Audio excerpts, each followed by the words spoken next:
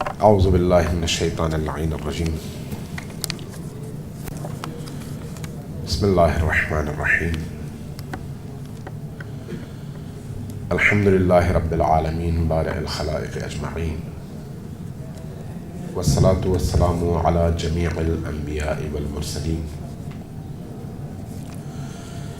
سیما من سمی فی الآفاق بأحمد وفی الارض بأبی القاسم محمد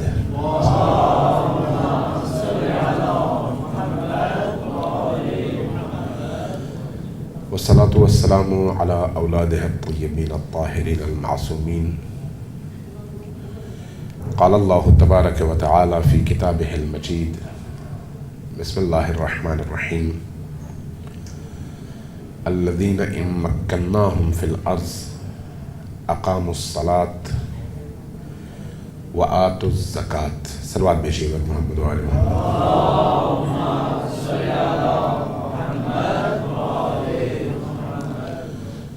آپ کے شہر میں آج ایک ہولناک اور تکلیف دہ حادثہ ہو چکا ہے۔ جیسے ہی حادثے کی خبر ملی اور اس کی بازگشت شہر میں پھیلی، میں نے فون کیا تھا دوستوں کو یہ بتانے کے لیے کہ اب میرا خیال پروگرام نہیں ہو سکتا، کیونکہ جس طرح کی سراسیمگی اور خوف کا عالم ہے شہر میں۔ کافی دیر سے آیا ہوا تھا اور دیکھ رہا تھا اور رابطے بھی تھے، اس میں شاید پروگرام نہ ہو سکے، اور پھر گورنمنٹ نے بھی کل کے جتنے بھی پروگرام تھے سارے کینسل کر دیے ہیں۔ لیکن دوستوں کی خواہش تھی کہ نہیں، جیسے بھی ہو پروگرام کیا جائے، اور نتیجتاً آپ کی خدمت میں حاضر ہوں۔ آپ دوستوں کا شکریہ کہ آپ اس کیفیت میں بھی اٹھ کر آئے اور اس مرکز میں بیٹھے ہوئے ہیں۔ اللہ تبارک و تعالیٰ آپ کی اس آمد کو اپنی بارگاہ میں شرف قبولیت عطا فرمائے۔ اللہ تبارک و تعالیٰ نے قرآن کریم میں سورہ حج کی 41ویں آیت ہے، فرمایا کہ الذین ان مکناہم فی الارض، وہ لوگ جو میرے ہیں، جب میں ان کو زمین کی تمکنت اور زمین کی وراثت عطا کرتا ہوں، ان مکناہم، یا میں ان کو عطا کروں، تو جو کام وہ کریں گے اس میں سب سے پہلا کام اقاموا الصلاۃ وآتوا الزکاۃ، وہ معاشرے کے اندر نماز کو قائم کریں گے اور زکوٰۃ کے نظام کو نافذ کریں گے۔ یہ قرآن کریم کی ایک آیت ہے۔ اسی آیت کے ضمن میں رہبر معظم نے ایک دفعہ کچھ جملے ارشاد فرمائے تھے اپنی نماز کے دوران، میڈیا میں نہیں آیا، جو وہاں پر موجود لوگ تھے انہوں نے سنا۔ ان کا کہنا یہ تھا کہ یہ جو اقاموا الصلاۃ ہے، یہ نہیں ہے کہ آپ 2 رکعت نماز پہلے نہیں پڑھتے تھے، اب اگر زمین کی آپ کو وراثت ملی ہے تو اس کے بعد آپ نے 2 رکعت نماز پڑھنی شروع کر دی، بلکہ نماز کو معاشرے میں اس طرح سے قائم کرنا جس کے نتیجے میں جن لوگوں کو زمین کی مالکیت، زمین کی وراثت، زمین کی تمکنت، زمین کی حاکمیت، زمین کی ولایت ملے، وہ ایک اللہ کے سامنے سرب سجود ہو اور اس کے علاوہ باقی تمام قوتوں کی نفی کریں۔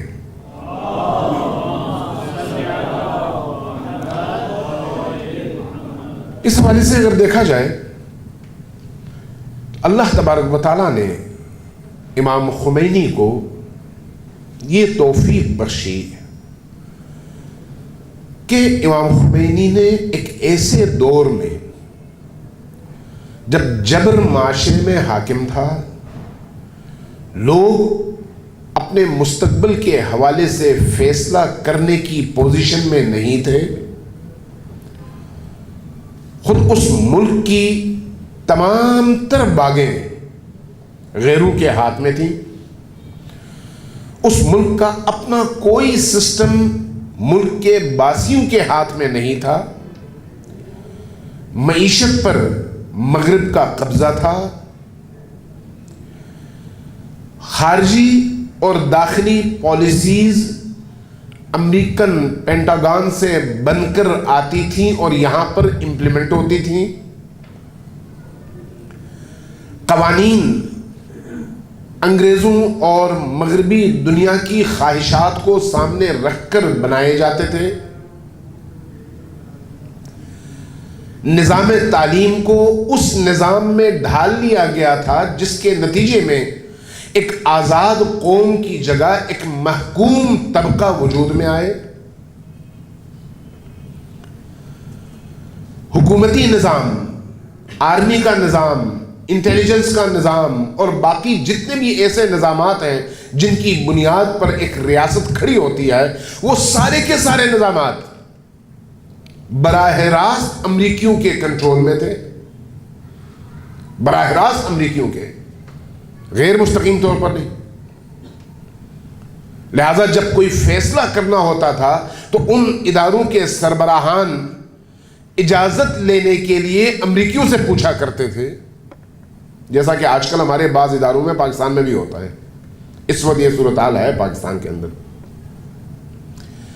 تہذیب اور ثقافت کے اعتبار سے اکثریتی مسلمان اور فقہ اہل البیت کے حامل ہونے کے باوجود، اس کے باوجود اور ایک دینی پس منظر کے باوجود، دینی تہذیب کے غلبے کے ایک پس منظر کے باوجود، مغربی ثقافت اتنی تیزی سے پھیل رہی تھی کہ اس کے سامنے بند باندھنے کا کسی کو تصور ہی نہیں تھا. پاکستان میں اس وقت آپ کھلے عام شراب نہیں پی سکتے، لیکن وہاں پر یہ چیزیں عام تھیں. یہاں پر بدکاری کے اڈے کھلے نہیں ہیں، لیکن وہاں پر بدکاری کے کھلے اڈے موجود تھے اور عیاشیوں کے لیے لوگ دور دور سے وہاں پر آیا کرتے تھے. مدارس، مساجد اور دینی مراکز اور شخصیات کو ایجنسیز اور ان کے کارندوں نے اس طرح سے اپنے جکڑ میں رکھا ہوا تھا کہ جب کوئی بات ہوتی تھی تو اس سے پہلے کہ وہ مراکز بولیں ان تک القاء ہوتا تھا کہ تم نے یہ بولنا ہے اور اس رخ پر بولنا ہے. ایک معاشرے کی آزادی کو آپ دیکھ سکتے ہیں کہ اگر ایک معاشرہ آزاد ہے تو وہ کن بنیادوں پر آزاد ہے. آزادی کا مطلب صرف کھانے پینے میں آزادی نہیں ہے، سونے میں آزادی نہیں ہے، شادی بیاہ میں آزادی نہیں ہے. ایک ملک اور ایک قوم کے استقلال کا مسئلہ تھا اور وہاں پر استقلال نام کی کوئی چیز نہیں تھی. اور آہستہ آہستہ علماء کو بھی اسی رخ پر ڈالنے کی کوششیں ہو رہی تھیں اور بعض بڑی بڑی شخصیات کو بھی اس نظام کا حصہ بنانے پر باقاعدہ کام شروع ہو چکا تھا. اب ایک ایسے ماحول میں جہاں پر یہ ساری کی ساری چیزیں مغرب کے ہاتھ میں تھیں، فیصلے مغرب سے کیے جاتے تھے اور اس قوم پر تھوپے جاتے تھے، لاگو کیے جاتے تھے. ایسے میں امریکیوں کی طرف سے ایک آواز اٹھتی ہے کہ ایران کے اندر ہمارے شہریوں کو تحفظ چاہیے. وہ تحفظ کیا ہے؟ وہ تحفظ یہ ہے کہ ایران کے قوانین سے ہمارے شہری مستثنا ہوں، جیسا کہ پاکستان میں ہوا 2 سال پہلے، اگر آپ کو یاد ہو، اگر آپ نے توجہ دی ہو، اور 8-10 سال پہلے، تقریباً 12-14 سال پہلے اس پر باقاعدہ کام شروع ہو چکا تھا.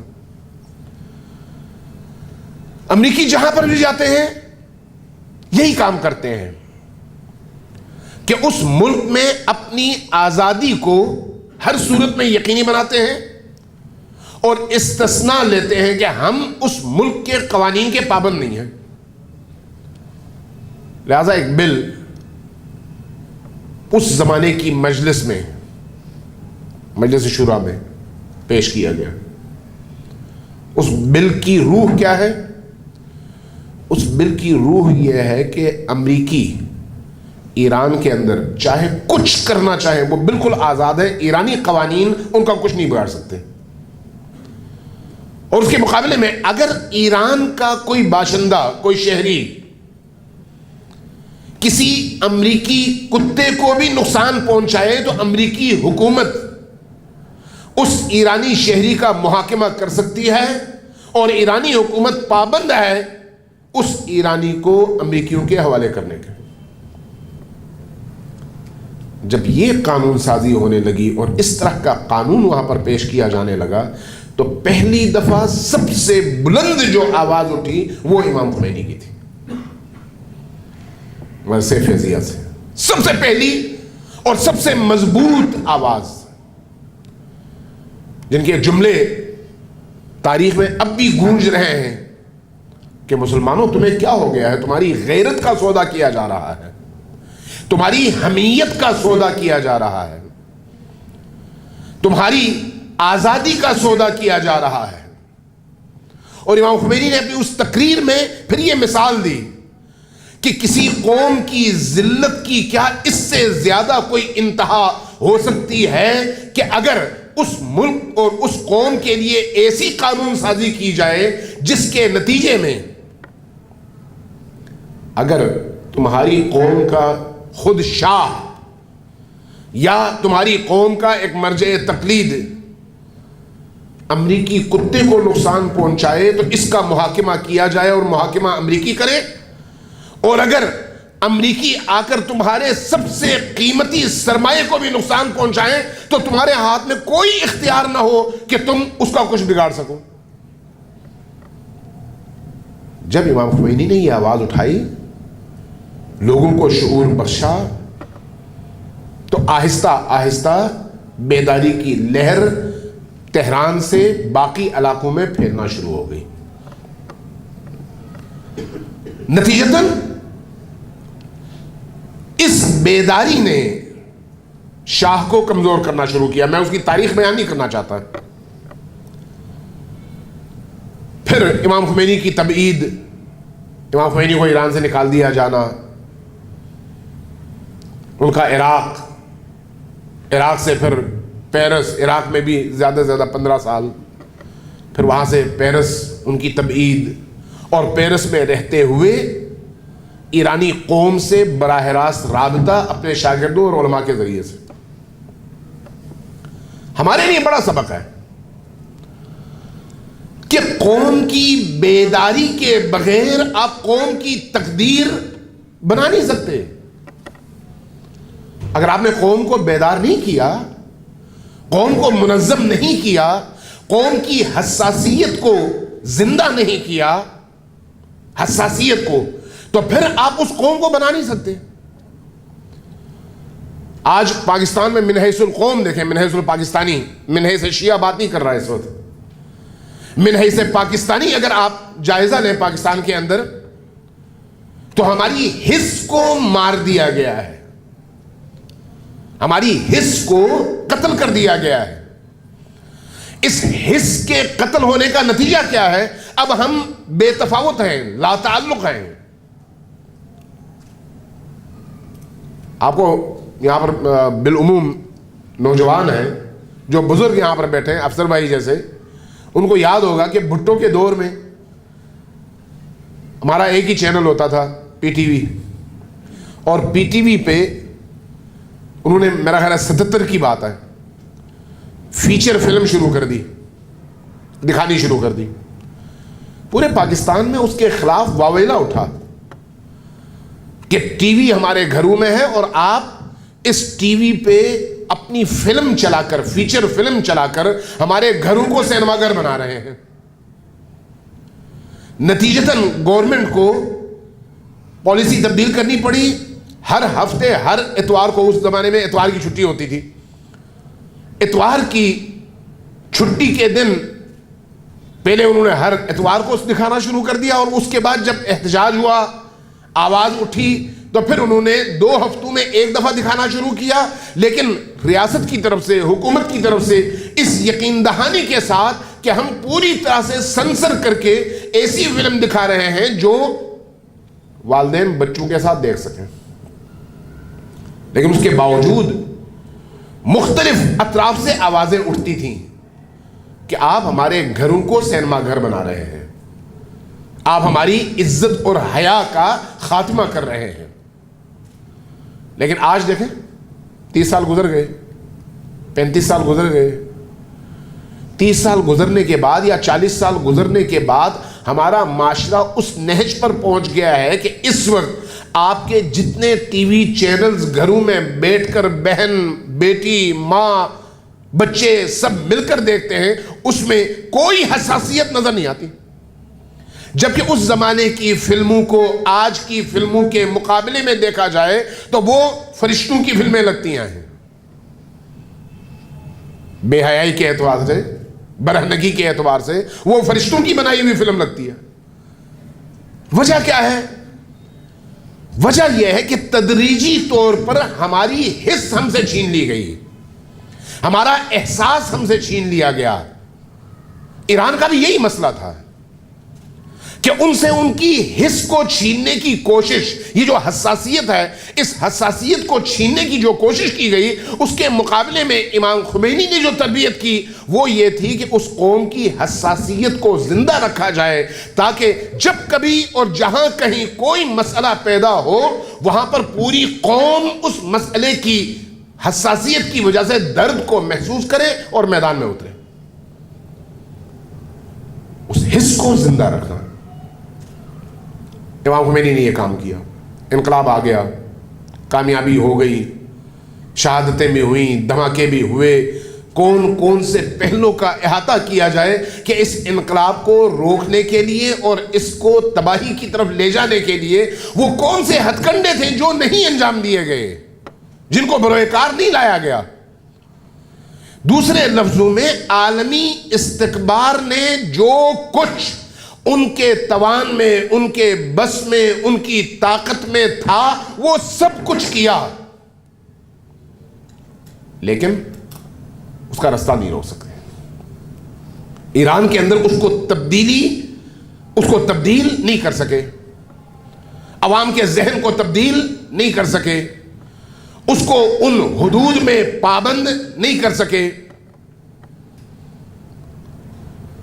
اس انقلاب کی سب سے بڑی خصوصیت یہی ہے کہ چونکہ ایک عوامی انقلاب تھا اور عوامی انقلاب ہونے کی وجہ سے عوام کی خواہشوں کو پوری دنیا نے دیکھا کہ اگر کوئی قوم عوام کی طاقت کی بنیاد پر، بیداری کی بنیاد پر اٹھتی ہے تو بڑی سے بڑی طاقت کے مقابلے میں بھی کامیابی حاصل کر سکتی ہے۔ پوری دنیا کو یہ ایک میسج گیا، پوری دنیا کو یہ ایک نمونہ مل گیا کہ اگر کوئی قوم جاگ جائے، اپنی حیثیت کو پہچان جائے،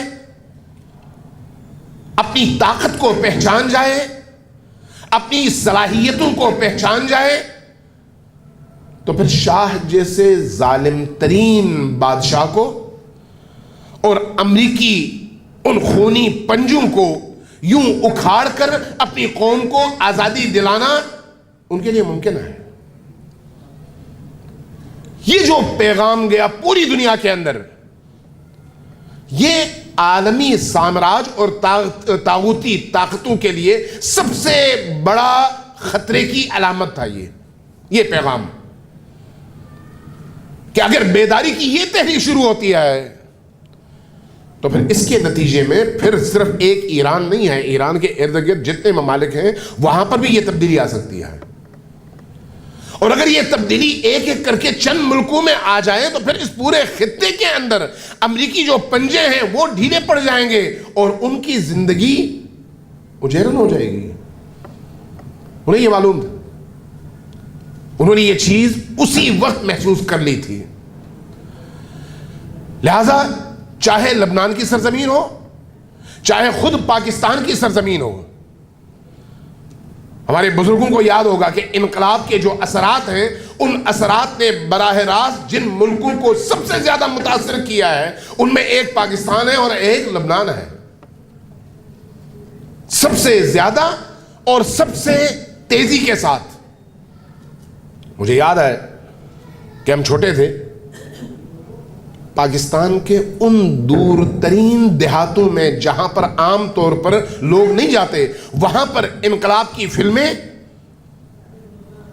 اور مستند فلمیں, انقلاب کے مختلف مناظر, لوگوں کی شہادتیں, امام خمینی کے پیغامات, ان کی تقریریں پہنچتی تھیں, اور لوگ سرترین موسم میں, چاہے وہ پارا چنار ہو, چاہے وہ گلگت بلتستان ہو, جن علاقوں کو میں نے خود دیکھا ہے, میں ان کی بات کر رہا ہوں, راتوں کو بیٹھ کر شدید سرد راتوں میں ان چیزوں کو دیکھتے تھے اور ایک نئی روح ملتی تھی. 1400 سالوں کے بعد تشیع کو امامت اور ولایت کی صورت میں ایک عملی نمونہ مل گیا تھا. اس عملی نمونے نے جہاں پر تشیع کو ایک حوصلہ دیا, شعور دیا, آگہی دی, اور یہ ارادہ عطا کیا کہ ہم بھی اپنے معاشروں میں ایسی تبدیلی لا سکتے ہیں, یعنی ہمارے اندر یہ پوٹینشل موجود ہے, وہیں پر دنیا بھر میں موجود اسلامی تحریکوں کو بھی ایک نیا ولولہ ملا. یہ صرف ولولہ نہیں تھا, باور تھا, یقین تھا, کہ یقین کی دولت ملی کہ ہم بھی ایرانی قوم کے اس نمونے پر عمل کرتے ہوئے اپنے علاقوں میں تبدیلی لا سکتے ہیں. تحریکیں پھر اٹھیں, خود سعودیہ کے اندر تحریکیں اٹھیں. اس تفصیل میں نہیں جاتا چونکہ میرے پاس بتانے کو اور بیان کرنے کو مطالب زیادہ ہیں اور وقت کم ہے. عرب ممالک کے اندر مقبولیت بڑھتی چلی گئی, یورپ کے اندر مقبولیت بڑھتی چلی گئی, ادھر رشین سٹیٹس میں مقبولیت بڑھتی چلی گئی, جنوبی افریقہ کے ممالک میں مقبولیت بڑھتی چلی گئی. اور یہی عوامی مقبولیت اصل میں سامراجی نظام کے لیے زہر قاتل تھا. اب ایسے میں اس بڑھتی ہوئی مقبولیت اور اس تاثیر کا رستہ روکنا تھا, لہذا سب سے پہلا جو ہتھ کنڈا استعمال ہوا وہ ایران پر مسلط کردہ 8 سالہ جنگ ہے, جس کو شیعہ اور سنی اور عرب اور عجم جنگ کا نام دے کر اس شکل میں اس کو ڈالنے کی کوشش کی گئی. 8 سال جنگ تمام تر پابندیوں کے ساتھ, یہ کوئی معمولی بات نہیں ہوتی, لیکن اس جنگ نے جہاں ایران کی قوم کو بنایا, کیونکہ جب سختیاں آتی ہیں تو قومیں بنتی ہیں, نرمیوں میں, آسانیوں میں قومیں تباہ ہوتی ہیں, آسائشات میں قومیں تباہ ہوتی ہیں, مشکلات میں قومیں بنتی ہیں. مشکلات اپرچونٹی ہیں. اگر کسی قوم کو یہ ادراک ہو کہ ان مشکلات ہم نے ایک اپرچونٹی کے طور پر استعمال کرنا ہے اور اس کو سیڑھی بنانا ہے, تو یقیناً وہ قوم کامیاب ہوتی ہے. اس لیے اگر قیام پاکستان کے موقع پر پاکستان کی صورتحال دیکھیں تو پاکستان کی قوم نے اس صورتحال سے استفادہ کیا, مضبوط ہوئی, لیکن وقت کے گزرنے کے ساتھ ساتھ وہ جذبہ مان پڑتا چلا گیا تو قوم کمزور سے کمزور تر ہوتی چلی گئی. ایرانیوں نے اس کے بالعکس اس اپرچونٹی کو اپنی تقویت اور اپنے آگے بڑھنے کے لیے استعمال کیا, اور اس استعمال کے نتیجے میں ان 8 سالہ جنگوں کے نتیجے میں وہ قوم بنی. لیکن استعمار اب آگاہ ہو چکا تھا, اب ہوشیار ہو چکا تھا. تمام عرب دنیا کو یہ احساس تھا کہ اس انقلاب کی وجہ سے ان کے ہاں جو چنگاریاں شعلہ بن رہی ہیں, ان چنگاریوں کو روکنے کی ضرورت ہے. اور ان عرب ریاستوں پر حاکم حکمرانوں کی باغیں امریکیوں کے ہاتھ میں ہیں, اور امریکی نظام کی اس علاقے میں موجودگی کا دار و مدار انہی حاکموں پر ہے۔ اگر یہ حاکم رہتے ہیں تو امریکی نظام اس خطے میں قائم رہ سکتا ہے، اور اگر یہ حاکم ختم ہو جاتے ہیں تو پھر امریکی نظام جو ہے وہ ختم ہو جاتا ہے۔ اگرچہ اس زمانے میں دو قطبی نظام تھا، لیکن حاوی اور حاکم نظام بہرحال امریکیوں کا تھا۔ جب اس فضا میں امریکیوں نے، مغربی دنیا نے یہ محسوس کیا کہ ہمیں کوئی بڑی منصوبہ بندی کرنی چاہیے، تو اس کے بعد پھر انہوں نے وہ 8 سالہ جنگ مسلط کی۔ اس 8 سالہ جنگ کے نتیجے میں ایران کو محدود کرنے کی کوششیں مسلسل ہوئیں، لیکن صرف اسی پر اکتفا نہیں کیا گیا، بلکہ دنیا بھر میں چلنے والی اسلامی تحریکوں کو اور اسلامائزیشن کے عمل کو کمزور کرنے کے لیے اس کے متبادل کے طور پر چیزیں پیش کرنی شروع کر دی گئیں۔ اب انہیں خوف یہی تھا کہ کوئی انقلاب ہماری اجازت کے بغیر نہ آئے۔ انقلاب آئے ضرور، لیکن آئے تو ہمارے بتائے ہوئے اصول اور ہمارے دکھائے ہوئے رستے کے مطابق آئے۔ لہذا اگر افغانستان پر حملہ ہوا رشیا کا، تو وہاں پر مجاہدین امریکہ نے تیار کیے، تاکہ اگر اس خطے کے اندر دینی طاقتوں کو غلبہ ملے تو وہ دینی طاقتیں ہمارے اپنے ہاتھ کی پروردہ ہوں۔ لہذا آپ کو یاد ہوگا، یا آپ نے دیکھی ہوں گی وہ کلپس اور وہ فلمیں یا وہ کٹنگز اخبارات کی، یا وہ کتابیں پڑھی ہوں گی کہ امریکیوں نے آ کر یہاں پر ہمارے مجاہدوں کی تربیت کی۔ ہمارے مجاہدوں کی تربیت امریکیوں نے اور برطانویوں نے، حتیٰ مارگریٹ تھیچر یہاں پر جہاد پہ درس دیتی تھی۔ قرآن کے تصور جہاد پر لیکچر کون دیتا تھا؟ مارگریٹ تھیچر، برطانیہ سے آ کر۔ کس کو؟ ہمارے علماء کو، یعنی پاکستان کے علماء کو۔ جہادیوں کی تربیت کے لیے جو پیسہ خرچ ہوا وہ کہاں سے آیا؟ وہاں سے، تاکہ اپنے ہاتھ میں رکھ سکیں، آزاد نہ ہونے دیں۔ بہت سارے لوگ جہاد افغانستان کے حوالے سے یہ بات کرتے ہیں کہ وہ ایک اسلامی جہاد تھا، لیکن وہ کیسا اسلامی جہاد ہے جس کا پیسہ اہل شرک دیں، دنیا شرک دے؟ اسلامی اصولوں کو اگر آپ پیش نظر رکھیں تو آپ اگر کہیں پر مسجد بنانا چاہیں تو اس مسجد کی تعمیر میں کسی مشرک کا پیسہ آپ استعمال نہیں کر سکتے۔ مسجد کی تعمیر میں، یعنی اگر آپ مسجد بنانا چاہیں، کوئی مشرک آپ کو پیسہ دے تو اس پیسے کو مسجد پر لگانا حرام ہے۔ اس مشرک کے پیسے سے بنائی گئی مسجد میں آپ نماز نہیں پڑھ سکتے۔ کیوں؟ اس لیے کہ اگر اس نے پیسہ دینا ہے تو پھر وہ اسلام کیوں نہیں قبول کرتا؟ اس کا مطلب یہ ہے کہ وہ اس مسجد کو اپنے مقاصد کے لیے بنا رہا ہے۔ جہاد کا تصور بھی ایسا ہی تھا۔ جس جہاد کی بنیاد امریکی رکھیں، برطانوی جاسوس رکھیں، MI6 رکھیں اور CIA رکھیں، اور جس کا نظام امریکہ کی یونیورسٹی کے پروفیسرز بیٹھ کر اس کا نظام تشکیل دیں، نصاب جہاد، جہاد کا نصاب وہ بنا کر بھیجیں۔ کچھ دن پہلے نیکٹا کا جو ادارہ ہے اس نے ایک اجلاس بلایا تھا اور اس میں مجھے بھی بلا لیا۔ بات یہ تھی کہ کس طرح سے ہم پاکستان کے اندر دہشت گردی، مذہبی شدت پسندی اور یہ جو کیفیت ہے مذہب کے نام پر، اس کو روک سکتے ہیں۔ کافی سارے لوگ تھے۔ میں نے جب یہی موضوع وہاں پر چھیڑا اور اس پر بات کی تو وہاں پر بعض موجود سینیٹرز نے مجھے کہا کہ ہم خود ان امریکن یونیورسٹیز میں گئے جہاں پر پشتو اور اردو زبان میں جہاد کا نصاب لکھا گیا، چھاپا گیا اور جہازوں میں بھر کر ہمارے قبائلی اور خیبر پختونخوا کے علاقوں میں لا کر بانٹا گیا، اور وہاں کے پروفیسرز آ کر اس جہاد کے تصور پر لیکچرز دیتے تھے۔ انہوں نے اعتراف کیا۔ میں نے کہا بات بالکل درست ہے، ایسا ہی ہوا۔ یعنی جہاد کو بھی اپنے ہاتھ میں رکھو اور اپنے مقاصد کے لیے استعمال کرو، اور اسلام کو بھی جہاں اسلام کا نام استعمال کر کے آپ اپنے مقاصد حاصل کر سکتے ہیں وہاں پر آپ اس کو اسی پیٹرن پہ لے آئیں، لیکن جہاں پر آپ کے اہداف سے اسلام کی تعلیمات میل نہ کھائیں وہاں پر پھر اس کا رستہ روکنے کی کوشش کریں۔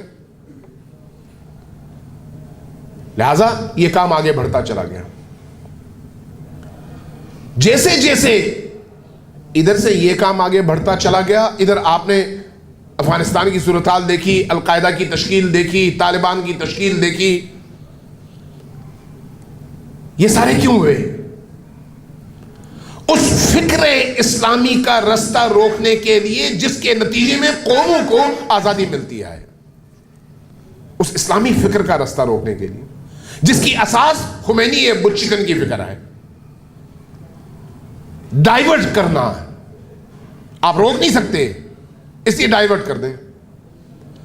آپ یہ نہیں کہہ سکتے اسلام برا ہے، لیکن آپ ایسا ماحول پیدا کر دیں کہ اسلام بیزاری کا ایک سلسلہ شروع ہو جائے۔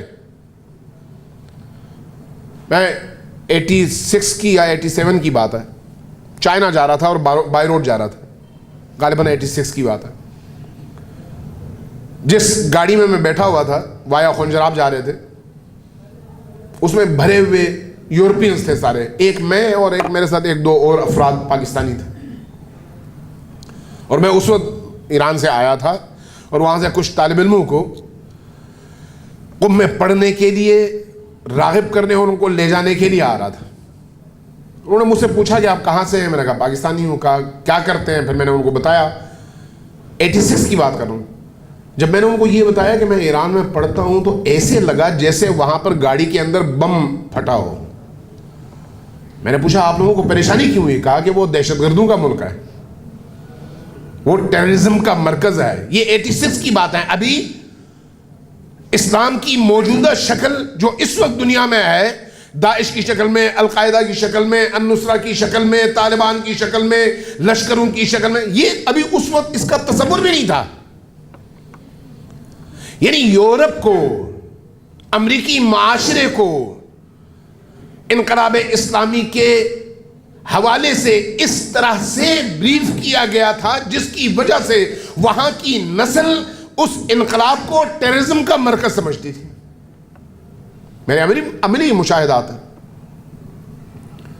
لیکن ایک زمانہ تھا صرف ایران کے حوالے سے یہ تھا، اور اس کے بعد آہستہ آہستہ منصوبہ تبدیل ہوتا چلا گیا، وسعت آتی چلی گئی، اس طرح سے کہ اب دو اسلام بنے ہیں۔ ایک وہ اسلام جس کا رستہ خود امام خمینی نے دکھایا، اور ایک وہ اسلام جس کا رستہ عالم مغرب دکھاتا، جس پر امام خمینی نے کہا تھا کہ اسلام امریکائی، اور اسلام امریکائی کے مقابلے میں اسلام ناب محمدی۔ اسلام ناب یعنی اصیل، اصل محمدی اسلام، اور اسلام امریکائی یعنی وہ اسلام جس کا ظاہر اسلام ہے، جس کا لبادہ اسلام کا ہے، لیکن اندر اس کے موجود سارا میٹر عالم کفر کا دیا ہوا ہے۔ اس میں امریکیوں نے اب یہاں پر یہ فیصلہ کیا کہ براہ راست انقلاب کے ساتھ ٹکراؤ کا نتیجہ نہیں نکلا، اس کو محدود نہیں کر سکے۔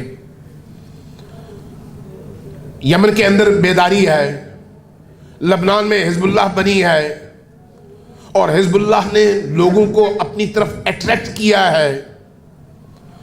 اینٹی اسرائیل موومنٹ نے اس انقلاب کے سامنے کھڑی دیواروں کو ڈھا دیا ہے۔ دنیا میں جہاں جہاں حریت کی تحریکیں چل رہی ہیں، ان تحریکوں کو ایران کی شکل میں اور انقلاب کی شکل میں ایک پناہ گاہ میسر ہو رہی ہے، تمام تر ان پروپیگنڈوں کے باوجود۔ اور جہاد افغانستان میں ہماری اپنی تھیوری کے باوجود پھر بھی ایسے باغی وہاں پر موجود ہیں اور جنم لے رہے ہیں، قوت پکڑ رہے ہیں، جو بعد میں ہمارے لیے مصیبت بن سکتے ہیں۔ یہاں پر ان کی اسٹریٹجی اور ان کی پالیسی بدلی۔ پالیسی کیا بدلی؟ یہ فیصلہ کیا کہ ہم اب جنگوں کے ذریعے سے نہیں بلکہ اسلامی دنیا کو آپس میں الجھا کر، خود پیچھے رہ کر اور بظاہر مصالحانہ کردار کے ساتھ داخل ہو کر اس اصیل اسلامی فکر سے لوگوں کو روکیں. اس پر کام شروع ہوا. اس پر کس طرح سے کام شروع ہوا؟ صلوات بھیجیے بر محمد و آل محمد.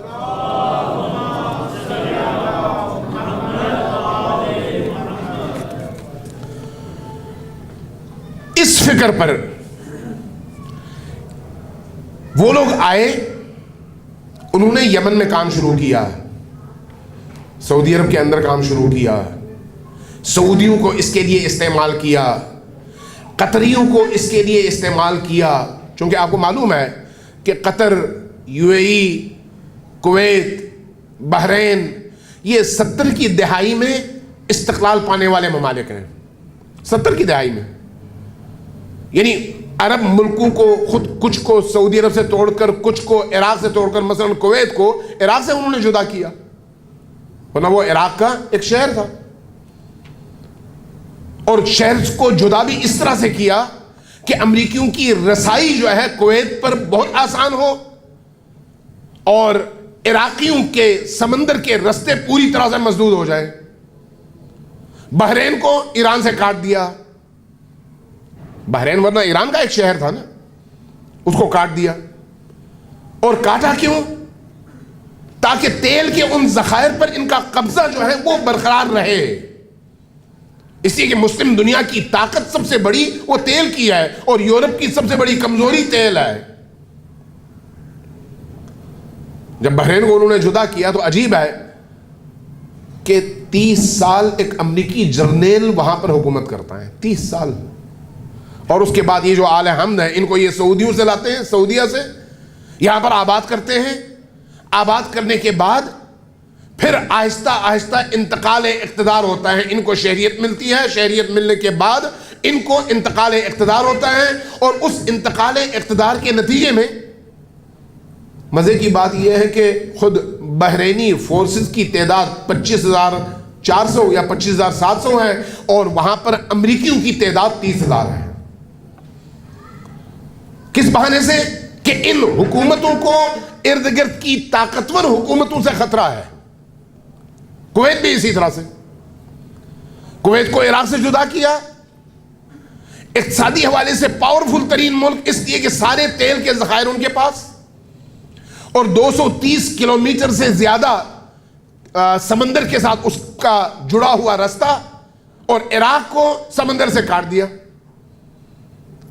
اور حوالے کیا ان صرفیوں کے یا ان قبائل کے جن کے ساتھ بڑی آسانی کے ساتھ بارگیننگ ہو سکتی ہے. البتہ یہ 70 کی دہائی کی بات ہو رہی ہے. اس طرح کی تبدیلیوں کے ذریعے سے، اس طرح کی تبدیلیوں کے ذریعے سے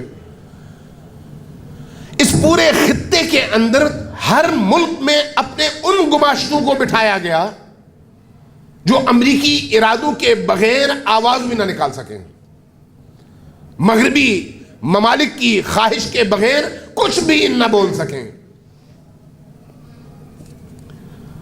اس میں صلوات بھیجیں بر محمد و آل محمد.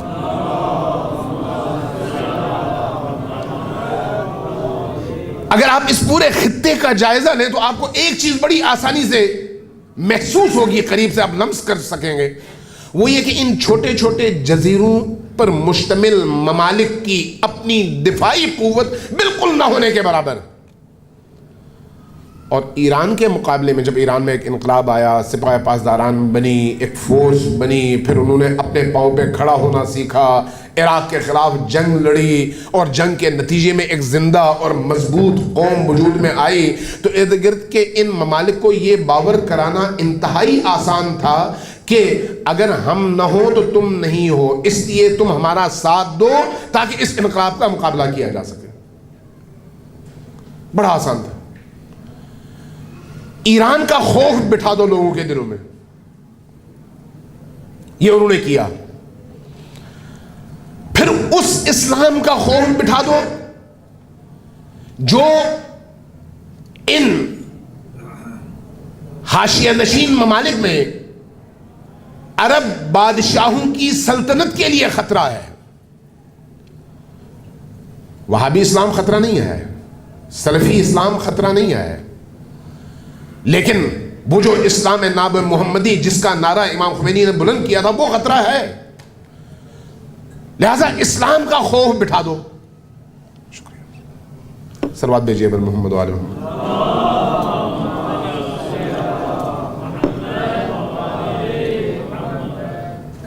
یہاں تک کہ اس طرح کی فضا میں آپ آگے بڑھتے ہیں, یعنی امریکی اور یورپی دنیا آگے بڑھتی ہے اس اسلام کا راستہ روکنے کے لیے اور اسلامسٹ کو روکنے کے لیے, یہاں تک کہ 9/11 کا واقعہ ہوتا ہے.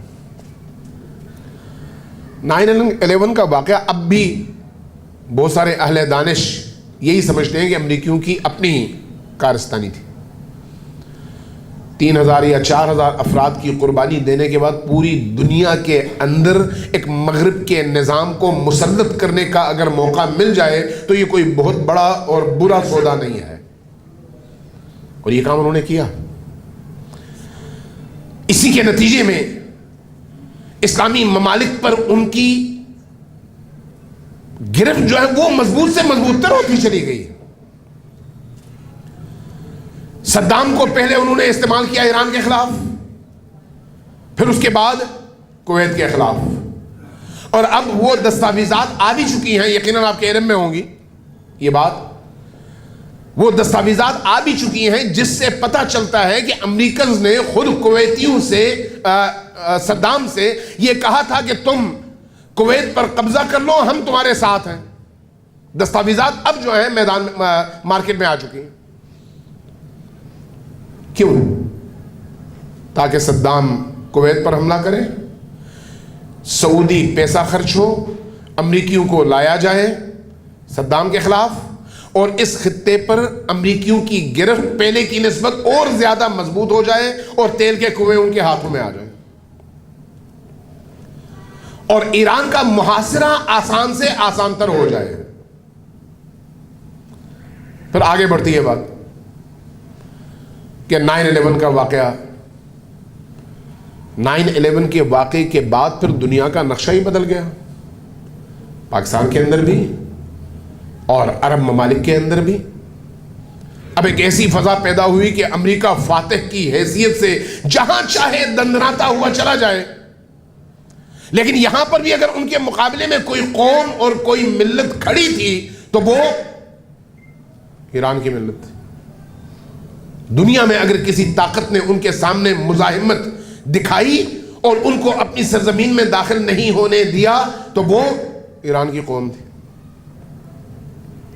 یہاں تک کہ وہ اس بات پر سوچنے پر مجبور ہوئے کہ ہم مجموعی طور پر پوری دنیا کی اقتصادیات پر اور ان کے کلچر پر کس طرح سے قبضہ کر سکتے ہیں.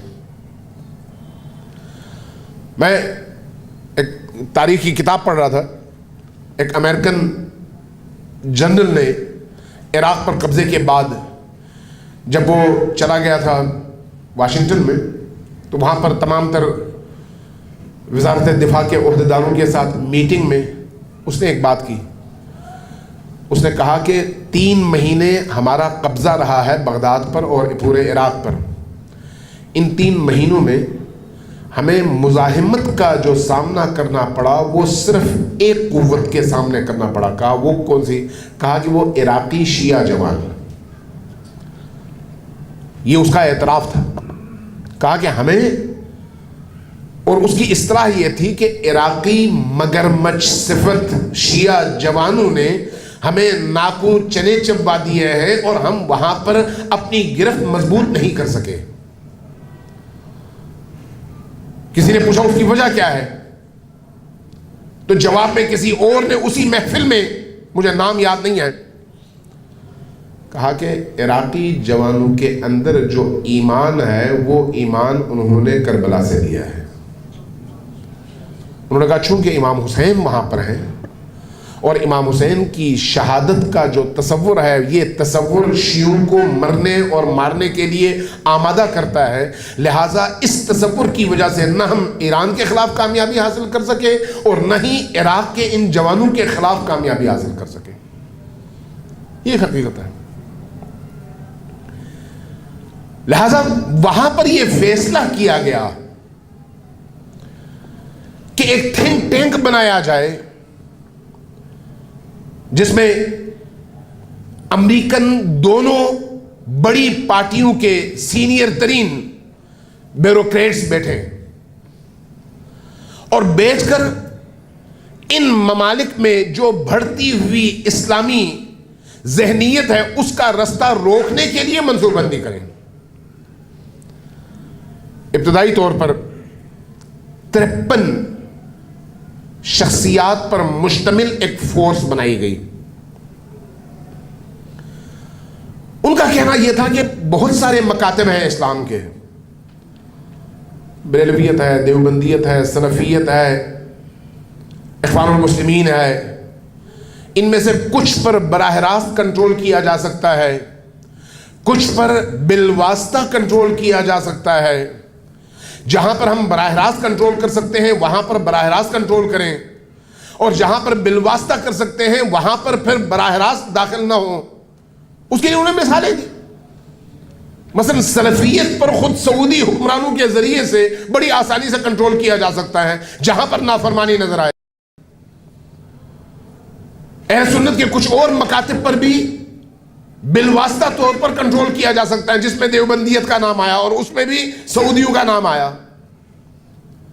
لیکن شیعیت کے حوالے سے، انقلابی فورسز کے حوالے سے جب بات ہوئی تو کہا کہ ان سے جب تک براہ راست نپٹا نہ جائے اس وقت تک ہم ان پر کنٹرول حاصل نہیں کر سکتے. یعنی ان کو اس چیز کا احساس تھا کہ باقی اقوام، باقی مسالک اور باقی مکاتب پر کنٹرول ہو سکتا ہے، لیکن اگر خمینی کے پروردہ جوانوں پر کنٹرول کرنا چاہو تو وہ کسی بھی ذریعے سے نہیں ہو سکتا، براہ راست ٹکراؤ ہے. وہ اس نتیجے پر پہنچے ہوئے تھے. لہذا انہوں نے 11 ستمبر کے واقعے کو اسلامی دنیا کی فکر پر یلغار کا ایک ہتھیار بنا لیا اور اس سے انہوں نے بھرپور طور پر استفادہ کیا. اور اس استفادے میں ان کا سب سے بڑا نعرہ کیا تھا کہ ہم دنیا میں چینج لانا چاہتے ہیں. اگر آپ کو یاد ہو اوباما کا انتخابی جو نعرہ تھا وہ یہی تھا کہ ہم دنیا میں چینج لا رہے ہیں، چینج. وہی نعرہ بعد میں چھوٹے چھوٹے ملکوں میں بھی پھیلتا چلا گیا. اس حوالے سے بعض لوگ جو سیاسی تجزیہ نگار ہیں وہ حیرت کے ساتھ کہتے ہیں کہ دو ایسی پارٹیاں جو ایک دوسرے کے خون کی پیاسی ہیں، لیکن جب اسلامی دنیا سے مقابلے کی بات ہوئی تو وہ دونوں پارٹیاں آپس میں سر جوڑ کر بیٹھ گئیں. ان میں کہا گیا کہ ہنری کسنجر اور بزنس کی دو آپس میں شدید ترین مخالف، لیکن اس فکر اسلامی کا رستہ روکنے کے لیے سر جوڑ کر بیٹھ گئے، سر جوڑ کر بیٹھ گئے. اب سر جوڑ کر بیٹھے تو انہوں نے کیا کیا؟ انہوں نے اپنی ٹیمیں بنائی. ان ٹیموں میں بر صغیر سے بھی کچھ لوگوں کو لیا، پاکستان سے بھی کچھ لوگوں کو لیا، خود امریکہ میں مقیم پاکستانی اور انڈین مسلمانوں سے بھی استفادہ کیا، کچھ ایرانی دانشور جو حسین نصر جیسے ان لوگوں سے، ایران کے معاشرے کو کنٹرول کرنے کے حوالے سے ان سے بھی استفادہ کیا. گروپس بنا دیے، گروپس بنا کر منصوبہ بندی کی کہ اب اس منصوبے کے نتیجے میں ہم اسلامی دنیا کو کس طرح سے کنٹرول کر سکتے ہیں، کس طرح سے وہ جو حریت کی فکر ان کے اندر پیدا ہوئی ہے اس حریت کی فکر کا رستہ ہم روک سکتے ہیں. تو اس میں جو سب سے مہلک ان کا اقدام تھا وہ یہ تھا کہ آپ جو ان کے فیصلے ہوئے وہ یہ تھا کہ آپ علماء کے مقابلے میں علماء تیار کریں. مرجع کے مقابلے میں مرجع تیار کریں، ان کے ایجوکیشنل سسٹم کے مقابلے میں ایسا سسٹم دیں جس کے نتیجے میں اس سے ڈھل کر جب وہ آئے تو وہ آپ کا ہو۔ مسجد کے مقابلے میں آپ ورزشگاہ تیار کریں، اس کی بڑی اچھی اور خوبصورت تشریح کی انہوں نے کہا مسجد کے مقابلے میں ہم نے ورزشگاہ بنانی نہیں ہے، خود مسجد کو ورزشگاہ بنانا ہے۔ کیا مطلب ہے؟ مسجد کے امام کو خرید لو اور اس سے اپنی فکر لوگوں تک منتقل کرواؤ، لوگوں کو نمازوں کا عادی بناؤ، لیکن حریت ان سے چھین لو۔ تو گویا مسجد کو اپنے مقاصد کے لیے یوں آپ استعمال کریں اور آپس میں لڑانے کے لیے بھی مسجد کو استعمال کریں۔ مدارس کو ری آرگنائز کریں، ری آرگنائز اس طرح سے کہ مدارس کے طلبہ کو وہ سہولتیں آپ دیں جس کے نتیجے میں وہ اس فکر سے دور ہو جائیں جو فکر انہیں حریت پسند بنا دیتی ہے۔ ممالک کے قوانین میں تبدیلی لائیں اور اس کے لیے ایک باقاعدہ سیل بنایا گیا جس کا کام یہ تھا کہ وہ مختلف ان موضوعات پر جو حساس ہیں اسلامی نقطہ نظر سے، اسلامی حمیت اور غیرت جن پر استوار ہے، ان موضوعات کو نشانہ بنائیں، جن میں ایک موضوع ویمن پروٹیکشن بل ہے۔ اگر آپ کو یاد ہو کوئی 6 مہینے پہلے پاکستان کی پنجاب کی اسمبلی میں بھی وہ بل پیش کیا گیا تھا۔ حکومت پنجاب کا دیا ہوا بل نہیں ہے، وہ امریکنز کا دیا ہوا بل ہے، اور یہ ہر اس ملک میں انہوں نے استعمال کیا جہاں پر ان کا نفوذ اسی طرح سے تھا جس طرح سے پاکستان کے اندر تھا۔ انہوں نے ایک پیکج دیا کہ پوری دنیا کی یونیورسٹیز سے قابل اور لائق طالب علموں کو منتخب کرو اور لا کر اپنی فکر کے مطابق ڈھالنے کے بعد ان کو واپس بھیج دو، این جی اوز بنا دو، این جی اوز اس طرح سے تشکیل دو کہ اس کے نتیجے میں معاشرے کے اندر جتنا بھی کام آپ کرنا چاہتے ہیں براہ راست نہ کریں بلکہ ان این جی اوز کے ذریعے سے کریں،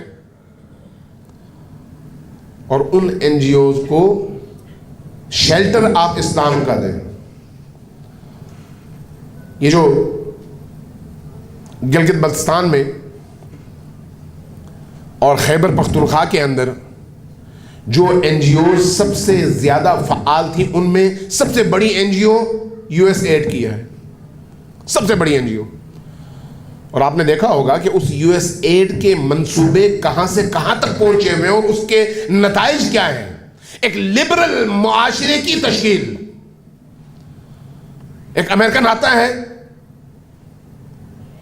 اسکردو جیسے علاقے میں، ایک مولانا سے ملتا ہے، آپ کہتے ہیں روحانی، میں کہتا ہوں مولانا سے ملتا ہے، ایک اسکول بناتا ہے، مکس بچوں کو رکھتا ہے، شیعہ لڑکی اور لڑکا دونوں کو ایجوکیشن کے نام پہ، اور کچھ فنڈ مولانا کو دیتا ہے،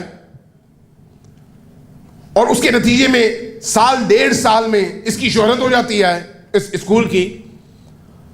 ادھر ادھر سے لوگ کہتے ہیں ہمارے علاقوں میں بھی بنا دو، تو 4 سے 5 سال کے عرصے میں سی آئی اے کے فنڈ سے صرف اور صرف بلتستان میں 22 اسکول بنتے ہیں، اور 22 کے 22 سی آئی اے کے فنڈ سے بنتے ہیں، مشترکہ بنتے ہیں، اور وہاں پر استعمال کون ہوتا ہے؟ شیعہ مولانا حضرات، جو اس وقت میں نام نہیں دیتا لیکن آپ کی قوم کے بڑے بڑے نام ہیں، بڑے بڑے نام۔ ایسی این جی اوز وجود میں آتی ہیں جو مرجعیت کی تبلیغ اور مرجعیت کی طرف لوگوں کو متوجہ کرنے کے حوالے سے مدارس میں کام کریں۔ فنڈ امریکیوں کا ہے۔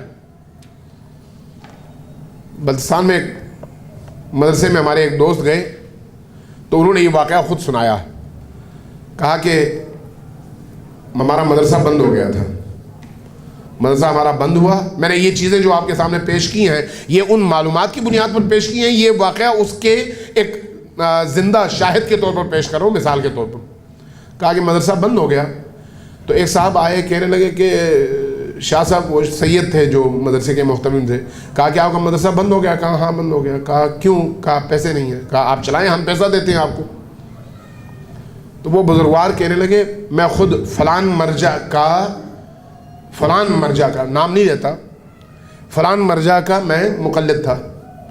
تو میں نے کہا کہ میرے پاس اتنے پیسے نہیں ہیں، اور جتنا میں تمہیں جانتا ہوں تمہارے پاس بھی اتنے پیسے نہیں ہیں کہ تم مجھے دے سکو اور مستقل دے سکو جس سے میں مدرسہ چلا سکوں.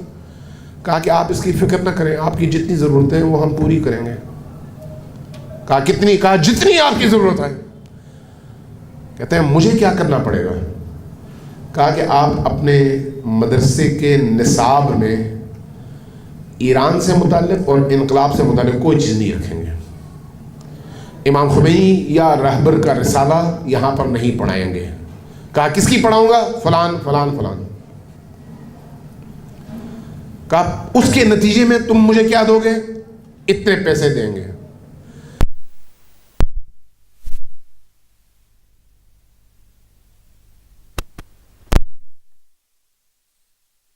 کے شیعہ مدارس میں اس نے یہ کہا کہ اس وقت جو ہے 60-70 مدارس ایسے ہیں جن کو ہم فنڈ کر رہے ہیں اور اسی نہج پر فنڈ کر رہے ہیں، اور ہمارا مرکز فلان ہے فلان ہے فلان. میں نام نہیں لیتا جو مجھے معلوم ہے، لیکن نام لوں گا تو مناسب نہیں.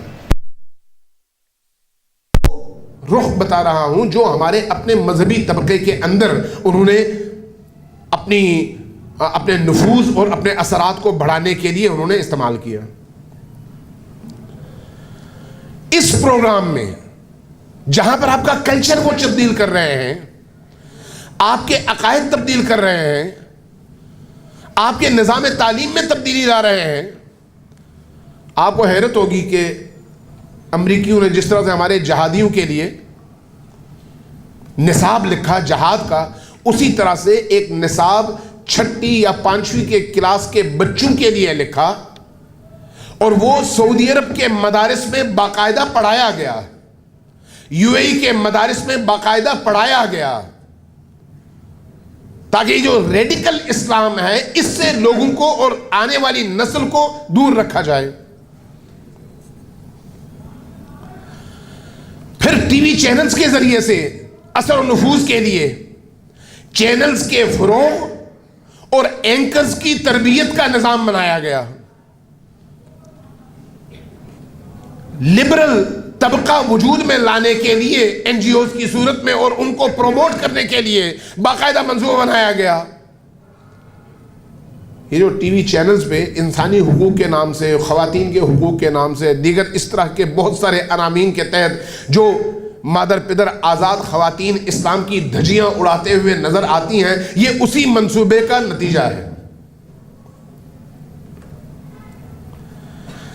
جب آپ اس اعتبار سے ان کے منصوبوں کو اور ان کے کاموں کو دیکھتے ہیں تو آپ اس نتیجے پر پہنچتے ہیں کہ انہوں نے امام خمینی کے انقلاب کو ہماری نسبت شاید زیادہ اچھے انداز میں درک کیا تھا کہ اس کے خطرات کہاں تک پہنچ سکتے ہیں.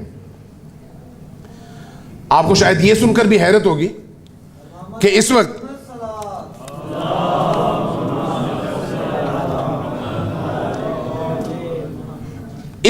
کارٹون کی صورت میں امام عصر صاحب الزمان علیہ السلام کے حوالے سے ایک بہت بڑی تعداد میں کارٹون فلمیں بنائی گئی ہیں جس میں امام عصر اور ان کے ساتھیوں کو ویلن کے طور پر اور امریکنز کو ہیرو کے طور پر پیش کیا گیا ہے، اور اس کی فارسی میں اور عربی میں ڈبنگ کر کے اس کو انٹرنیٹ پہ پھیلایا گیا ہے. یعنی وہ تصورات، وہ ویلیوز، وہ اقدار جن کی بنیاد پر انقلاب زندہ ہے، جن کی بنیاد پر اسلام زندہ ہے، جن کی بنیاد پر مستقبل کے ایک اسلامی اور نظریاتی معاشرے کی تشکیل ہو سکتی ہے، ان کو یوں نشانہ بنایا جا رہا ہے اور اس کے لیے منظم انداز میں کام کیا جا رہا ہے.